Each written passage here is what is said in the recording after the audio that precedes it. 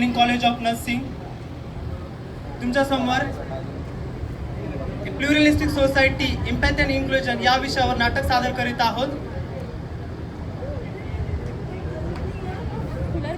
रंग अलग पर दिल तो एक, भाषा अलग पर भाव तो एक, धर्म जाति पंथ तो चाहे, मुस्कान वही इंसान तो एक. सहानुभूति से ही बनेगा समाज, समावेशन से ही होगा काज. सहानुभूति से ही बनेगा समाज, समावेशन से ही होगा काज. हम जिस समाज में रहते हैं वहाँ विविधता है. अलग अलग धर्म के लोग रहते हैं, अलग अलग जाति के लोग रहते हैं, अलग अलग सोच के लोग रहते हैं, अलग अलग जीवन शैली के लोग रहते हैं. अगर ये विविधता सम्मान और सहानुभूति से जी जाए तो सुंदरता है. लेकिन अगर यह विविधता उपेक्षा और भेदभाव से जी जाए तो मानसिक बोझ बन जाती है. आज का नाटक आपको ये दिखाएगा एक प्लुरलिस्टिक सोसाइटी तभी स्वस्थ हो सकती है जब हम सब स्वस्थ समावेशन अपनाएंगे. तो देखते हैं आज का नाटक आपको अगले दृश्य में क्या दिखाता है.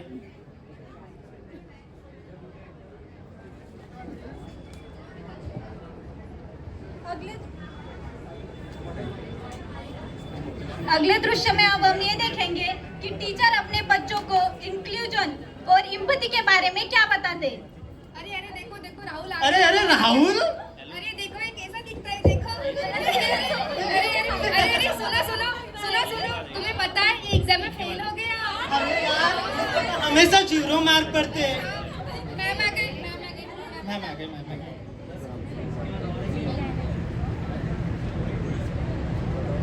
Good morning, all of you. Good morning ma'am. How are you? हाय. आज हम न्यू टॉपिक पढ़ेंगे. Anybody know what is empathy and inclusion?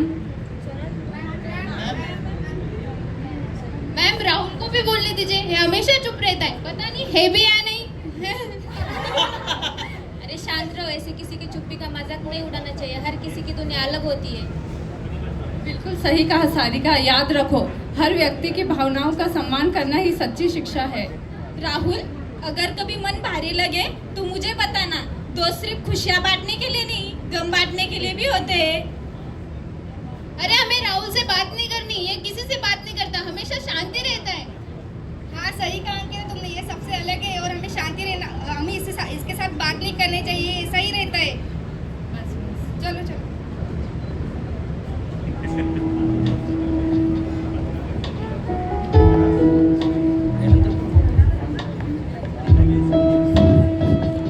क्या मैं इतना बुरा हूँ? कोई मुझसे बात नहीं करता, कोई मुझसे प्यार नहीं करता. मैं आज से स्कूल ही नहीं जाऊँगा.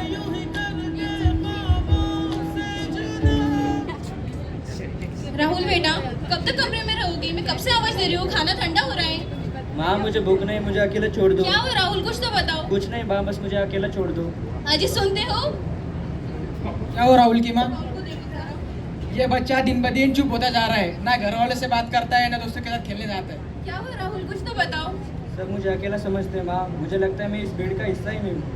क्या हुआ राहुल, किसी ने कुछ कहा तुम्हें? नहीं माँ, कुछ नहीं. बता बेटा, किसी ने मारा है क्या तुझे स्कूल में? नहीं पापा.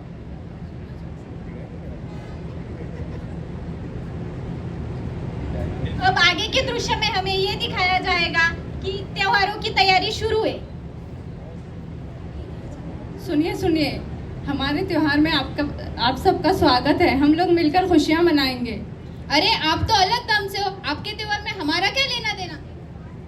अंकिता, ये तो गलत है. अपन प्लुरल सोसाइटी में रहते हैं, हमें हर संस्कृति का सम्मान करना चाहिए. याद रखो, भेदभाव और अकेलापन जहर होता है और अपनापन और सहानुभूति जीवन का अमृत है.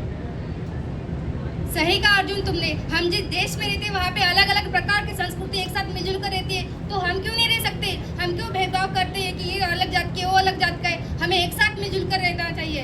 हमारे जो संत थे, जैसे कि संत कबीर, उन्होंने हमें कहा है, जाति न पूछो साधु की, पूछ लीजिए ज्ञान. जाति न पूछो साधु की, पूछ लीजिए ज्ञान. मोल करो तलवार का, पड़ा रहंदो म्यान. इसका मतलब यह है कि मनुष्य का मूल्य उसको जाति धर्म कुल या कर्मों से नहीं बल्कि उसके गुणों से होना चाहिए.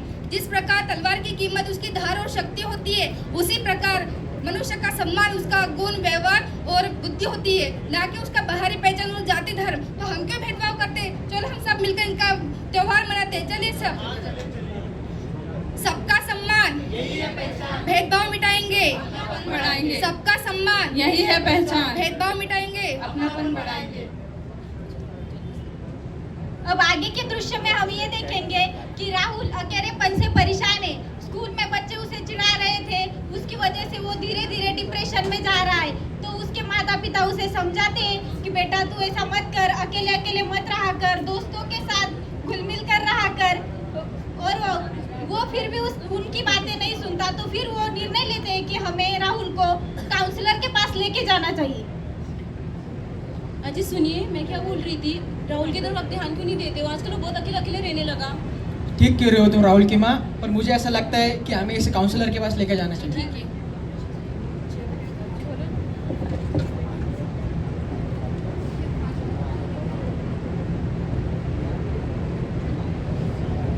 नमस्ते मैम। नमस्ते जी, बोलिए।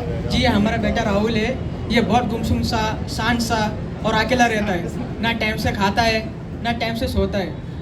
इसे हम इसके बारे में पूछते हैं तो ये अकेला रहता है, खुद को घर में बंद करके रखता है। जी मैम, हम आपके पास बड़ी उम्मीद से आए कि आप मेरी लड़की को पहले जैसा ठीक कर दो।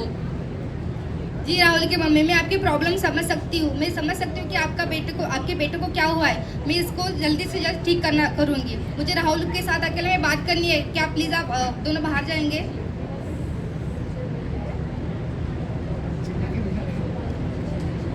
नमस्ते मैम। बोलो बेटा, तुम अपनी भावनाएं क्यों दबाते हो? मुझे लगता है मैं सबसे अलग हूँ, सब मेरा मजाक उड़ाते हैं। देखो राहुल बेटा, अलग होना कमजोरी नहीं, ताकत है। विविधता में ही शक्ति है। अगर सब एक जैसा सोचे तो प्रगति कैसे होगी? मतलब मेरी खामोशी भी मेरी ताकत बन सकती है? हाँ, जब तुम दूसरों को समझोगे और सहानुभूति पाओगे तब तुम्हारी खामोशी में प्रेरणा बनेगी। तुम्हें सबके साथ मिलजुल कर रहना चाहिए। तुम ऐसे रहते तो तुम्हारे माता पिता भी कितना टेंशन लेते हैं। देखो, मैंने तुम्हारे लिए कुछ उपाय आयोजित किए, तुम्हें वैसे वैसे करना है। सबसे पहले तो तुम्हें तुम्हारी भावनाएं अंदर दबा के रखनी नहीं चाहिए। तुम्हारे अंदर जो भी थॉट आते हैं तो तुम्हारे पास जो भी तुम्हारे प्रिय व्यक्ति है, जैसे तुम्हारे माता पिता या कोई फ्रेंड, तुम्हें उनके साथ अपनी भावनाएं शेयर करनी चाहिए। और अगर तुम्हें ऐसा लगता है कि तुम उनके साथ अपनी भावनाएं शेयर नहीं कर सकते तो तुम्हें एक नोट लिखना चाहिए, एक डायरी बनानी चाहिए जिसमें तुम अपनी भावनाएं लिख सकते हो। और तुम्हें तुम्हारा डाइट मेंटेन करना चाहिए, मेडिटेशन करना चाहिए, एक्सरसाइज करनी चाहिए। अगर तुम सब ये सब करोगे तो तुम्हें तुम्हारे अंदर बदलाव देखने को मिलेंगे। Okay ma'am, thank you ma'am, आपसे बात करके मुझे बहुत अच्छा लगा। बेटा, अगर तुम्हें कुछ बताना हो तो बिना झिझक के मुझे आगे बता सकते हो। ठीक है मैम।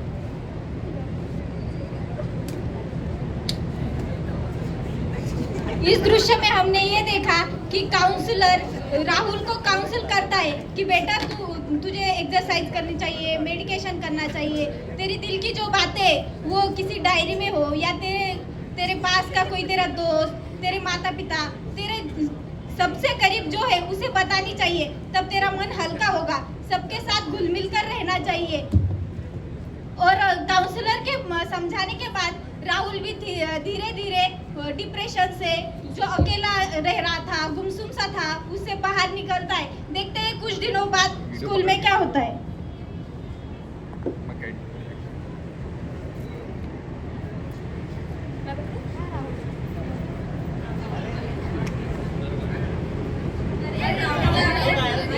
खुश लग रहा है? क्या बात है? हाँ, क्या है, आज तो बहुत खुश लग रहा है। किस वजह से इतना बदला? हाँ, मैं आज बहुत खुश लग रहा हूँ। अरे अच्छी बात है। चलो, अरे मैम आ रही। वाह राहुल, आज तुम आगे बैठे हो। हाँ मैम। तो आज का विषय ये है कि हम सब एक है। तो राहुल, क्या तुम इस बारे में कुछ कहना चाहोगे? हाँ मैडम, पहले मैं अकेला रहता था, पर मैंने सीखा कि समाज में सबकी भूमिका अहम है। किसी को नीचा दिखने से उसका मन टूटता है, लेकिन अगर हम सब सहानुभूति और अपनापन दिखाएंगे तो हम सब मानसिक रूप से स्वस्थ और मजबूत रहेंगे। बिल्कुल सही कहा। राहुल, मुझे माफ कर देना, मैंने तुम्हारा मजाक उड़ाया। अब मैं तुम्हारी दोस्त बनना चाहती हूँ। चलो सब खेलने चलते। चलो राहुल।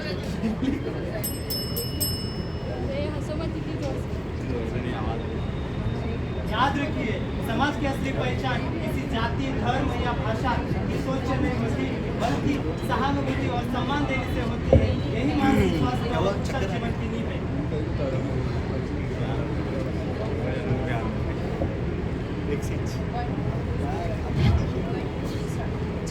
चलो हाथ बढ़ाए, नफरत की दीवार गिराए, प्यार दया अपनापन फैलाए।